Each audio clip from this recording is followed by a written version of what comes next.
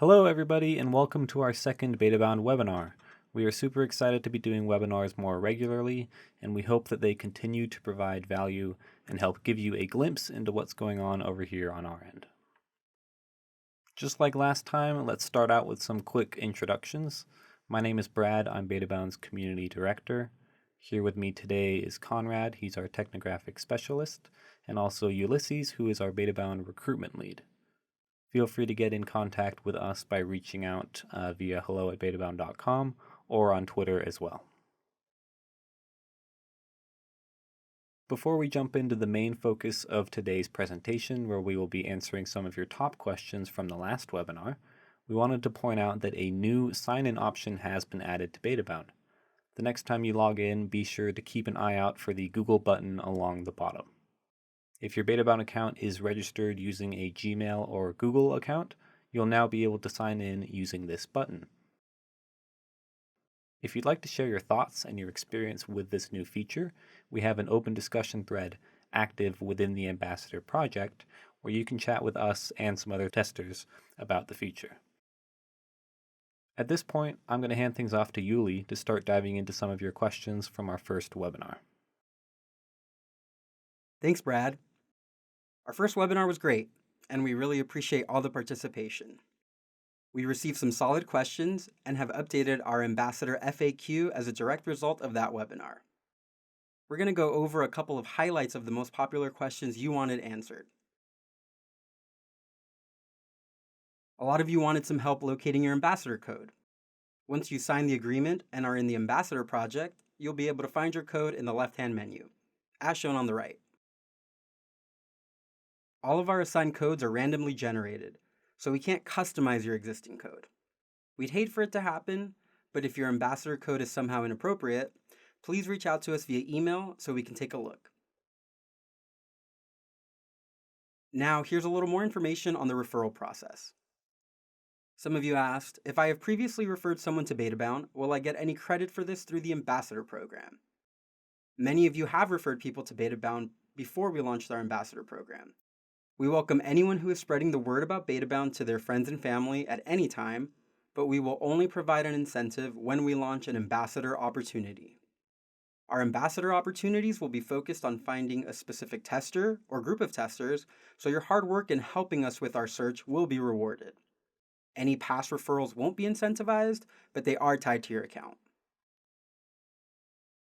You also asked, if I refer a tester to an Ambassador project and they are selected to test, will their participation reflect back on me? If your referred tester is chosen to participate in a project, they will need to complete the project for you to get a referral reward. If, for whatever reason, your referred tester is selected for a project and do not fully participate, you won't have to worry about that negatively affecting you within the community. Their performance in a test will not be a direct reflection on you. The only thing that will happen is that you won't qualify for the incentive offered for the opportunity. Make sure to encourage any friend or family member who gets chosen for a project so they stay motivated to give helpful feedback about the product they're testing. Some of you were also curious if there are any limits to where these referrals come from. The answer is nope. You're free to refer anyone globally to become a member of Betabound. Feel free to reach out to any friends or family member living abroad. However, pay attention to which particular demographic we're currently looking for, which is always posted as part of the Ambassador brief. If we're specifically looking for people in a certain region or country, it'll be clearly stated in that brief. When it comes to your own chances for qualifying for a Betabound test, being an ambassador will absolutely help your profile stand out. Your participation in the Ambassador program will showcase your professionalism and dedication to our community, which is taken into consideration when you apply to tests. Probably our most popular question that came through was whether you can use your social media networks to invite friends and family to join an Ambassador opportunity. The good news is that you can. The Ambassador brief for each opportunity includes what kind of information you are able to share in your posts. Anything in the brief is information that you'll be able to share. Use the brief as a guide when determining what information to share to avoid breaching any agreements. We appreciate all of the questions that came in after our first webinar. We've gone ahead and added them to the Ambassador FAQ, which you can reference at any time. If there was something that is still a little unclear, please feel free to reach out to us via email at hello@betabound.com. With those questions clarified, we wanted to highlight an opportunity that we launched last week in which we were looking for your help in finding call center agents for an upcoming project. We're already seeing the results from this effort, and a few ambassadors will be able to look forward to some rewards coming down the line. We also wanted to take this time to introduce the next ambassador opportunity launching today, a micro-community focused on seniors. We are looking to increase the number of members within Betabound that are aged 65 years and older.